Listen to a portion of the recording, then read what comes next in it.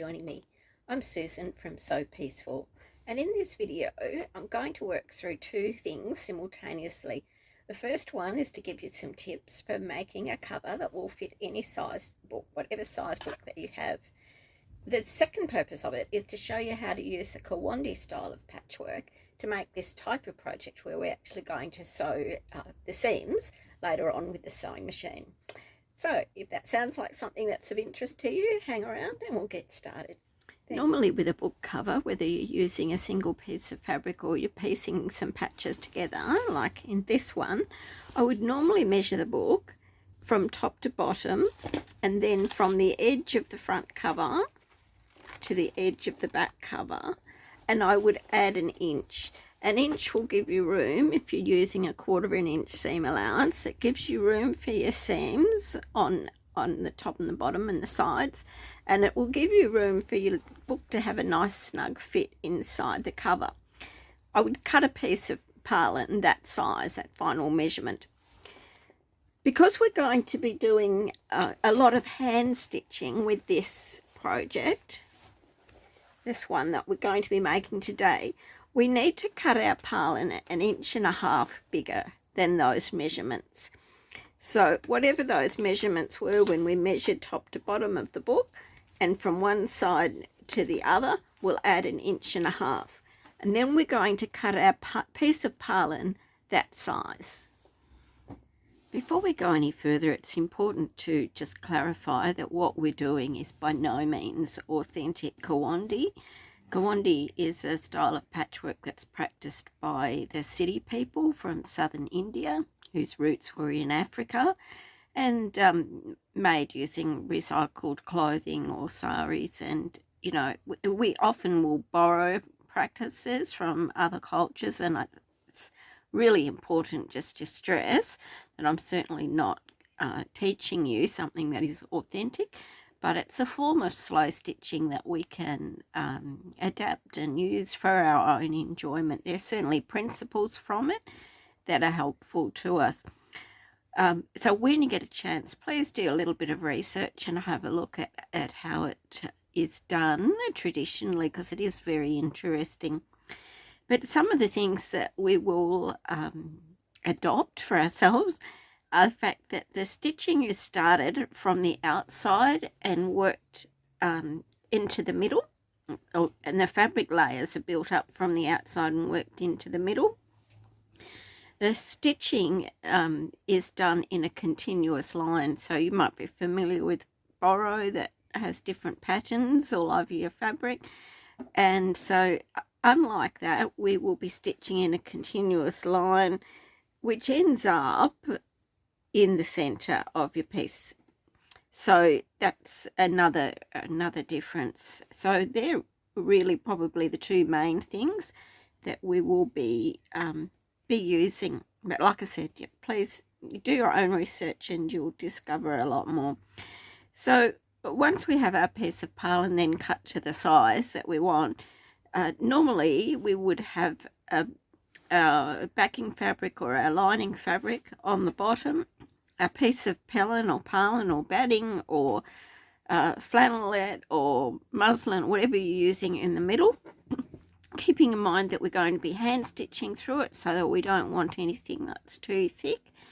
And then we would cut out pieces of top fabric to go on top.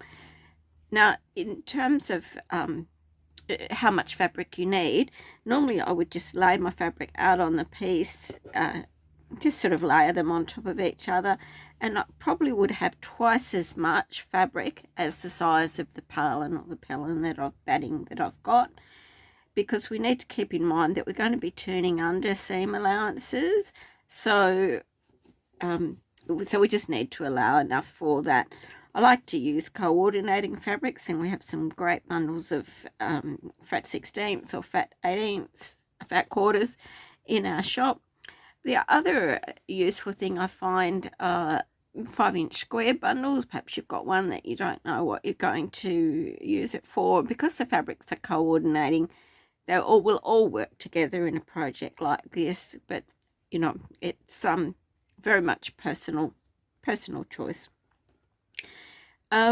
So what we're doing, as I mentioned, normally we would have our backing fabric underneath this, and the edges are turned in to start off with. And if you'd like to know more about that, I do have videos on my own YouTube channel, and you can look those up later on. But for this purpose, because we're going to be sewing the side seams on a sewing machine, we're not going to enclose them, turn them under before we begin. So we can just start with a raw edge, and we'll just start by layering one piece of fabric, choosing the first piece of fabric. And if you're right-handed, you would start in the bottom right-hand corner and work anti-clockwise. You would work clockwise. If you're left-handed, I imagine, and I apologize to those who are left-handed because, you know, my instructions will be right-handed, but you'd probably start with the left-hand corner, and I imagine that you will work anti-clockwise. So with my first piece of fabric, I'm going to put this, and I will put it on the fusible side. My purlin has a fusible side. I'm going to lay that down in the bottom right-hand corner. So I don't need to turn under the bottom edge, which I would be doing, again, if I was working traditionally. So once I've got my first piece, the next piece that I'm going to put on, and your pieces, again, you can cut them any size you want. I find squares and rectangles work best. But I'm going to fold over what I imagine would be approximately 1/4 inch. And you can use a roller presser or a finger presser or whatever works well for you to do that. It can be taller, it can be shorter, it can be wider. I find squares and rectangles are the easiest shapes to work with. I haven't tried anything else, but this is what I work with. And again, not very traditional, but I use a pin just to hold it in place while I pop the next piece on. And so what I'm going to do then is just work my way around, making sure that I have a folded edge and turn it over, making sure it sits on top of the piece underneath it. Now again, the pieces, as you add each piece, you don't have to turn under that side. If I liked this pink piece better, I could leave that edge out raw and turn this one over. Completely up to you. What I would do in this situation is probably turn that one over, or one of them over, and even though this one's a little bit big, I would trim it off the side. Doesn't need to be that big, and then I could use that extra piece somewhere else. As we turn the corner then, the same situation. We'd need to make sure all the raw edges are covered, so that might go over there like that and turn over. And so for the purpose of this exercise, I'm going to put my pieces all the way around before I start stitching. There's no right or wrong. I could have put one piece down and started my stitching, but you choose whichever way you'd like to do it to get started. So what I've done then is I've positioned a row of fabrics around the outside edge of my piece of purlin. I've folded over an edge so that the pieces are either tucked under another piece or sitting on top, but all the seams, or all the raw edges, sorry, are all enclosed. Because I had the fusible side of the purlin up, I was able to actually go around and press them with an iron. And the other thing that I've done is just using a water-soluble pen. I've put a mark 1/2 inch in from the outside edge, and that's going to be my stitching line. So remembering, all I've got now is the top fabric and the purlin. There's no lining, so I don't have to tuck anything in as I normally would with Kawandi, just stitching through the fabric and the purlin. So It doesn't matter that my knots will be on the bottom because they will be enclosed when I put my lining on the back. And just the more stitches I'm able to fit on my needle at one time, the straighter that they're going to be.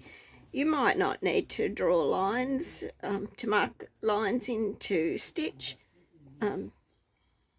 Might be able to just eyeball them, but I find it handy to have one to start off with, particularly when I don't have that seam that I would normally have just doing a Kawandi piece where the seams are enclosed. So, and it's much easier to stitch around, but if you're having any trouble stitching that, you can just try using some thread wax. That's quite handy, and pull it out nice and straight as you go. So with Kawandi, we're going to stitch around the whole shape in a continuous line, and we'll put our lines, our stitching lines, probably 1/4 to 1/2 inch apart as we go, and I will check in a few minutes and show you how we're progressing with that.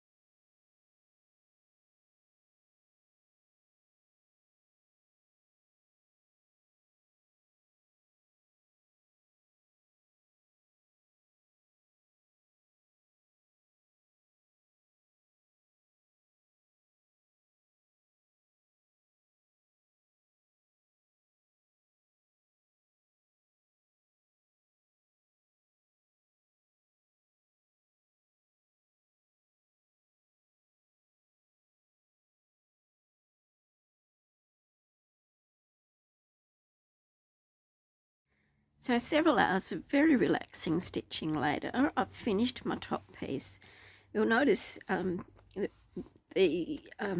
rows that I've stitched are actually probably closer to 1/4 inch apart, and I've made sure I've gone through the rows or over the folds, stitching through the folds, making sure I catch everything down. You know, look, if you think you've missed something and that's a little bit of an extra hole there, you can always go over it and do a blind applique stitch, just catch it in underneath if you're worried it might come undone. So what I've done then is I've gone back to my book and the measurements that we first took of our notebook, and I've added the 1 inch to that cover, the top, and then all the way around. Given my top a good press with the iron, and then trimmed it back to that 1 inch bigger than the book. What I will do next, I'm going to put some embellishments on it. You could leave it like that and it's gorgeous just the way it is, but I thought I'd add a couple of little trims to it. You could add ribbon, lace, whatever you've got, but I'm going to use some applique. We already have done a video on the glue stick applique, and you can look that up for more detail.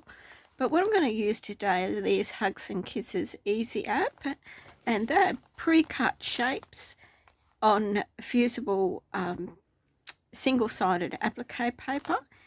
So they're already cut out for you. We just need to fuse them onto our fabric, cut out 1/4 inch all the way around, fold that over with our glue pen, and then with the Roxanne's glue I'll position those and do a blind applique stitch to put them on. So I'll just come back and show you that when I've got that done. Once you've got your embellishments on, it's time to cut a piece of fabric for the flaps and the lining.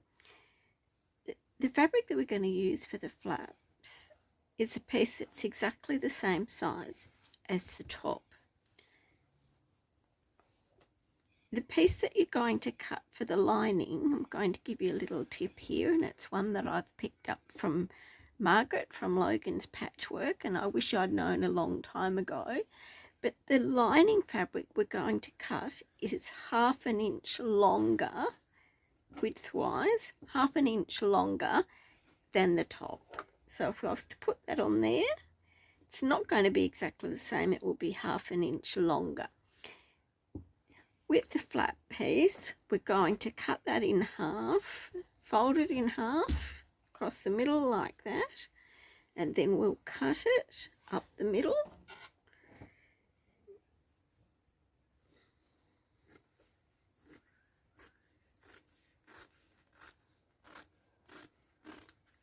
And then we're going to fold each half in half, and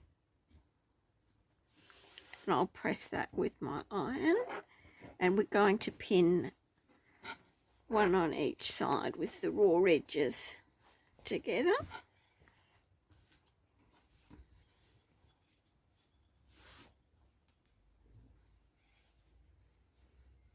And that will go on the sides like that.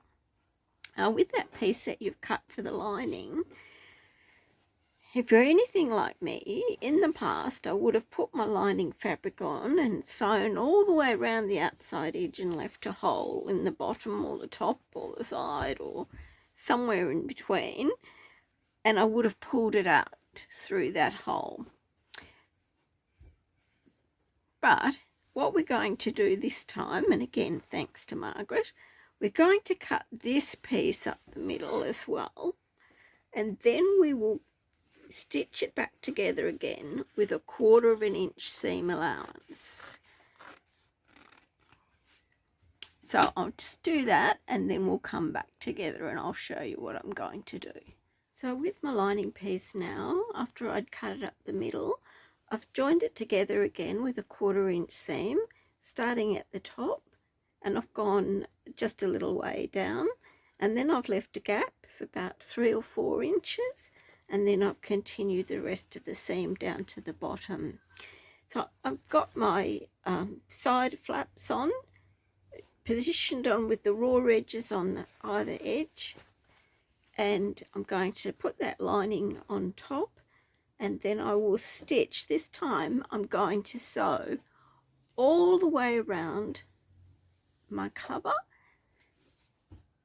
so I'm not going to have any openings in the side or the bottom or the top. But when I've sewn it all the way around, I'll trim the corners and then I'll pull it out through that hole in the middle. After I've sewn it all the way around, and as I said, my opening is now, I've stitched all the way around with my right sides together. My opening is now in the center of that seam in the back. There's no openings around the outside edge at all. I'll turn it over, and what I'm going to do is just trim back the batting a little bit so I don't have that pellin in the seam allowance, and that will just make it sit a little bit better. So where I can, I'll just go around and trim it back a bit closer to the stitching line, just to thin out the bulk in those seams. So I'll do that now, and I'll turn it right side out and show you the finished product. So I've given it a final press. I've stitched up my opening with a little ladder stitch, and all that remains then is for me to slide my book inside its cover, and whether you keep it for yourself or you've got a friend you'd like to give it to as a Christmas gift, that's it. I hope you found that helpful, and if you'd like any of the supplies that I've mentioned in this video, please just pop on over to our website www.sopeaceful.au, or send me a message and let me know how you go with your book cover. Cheers, bye.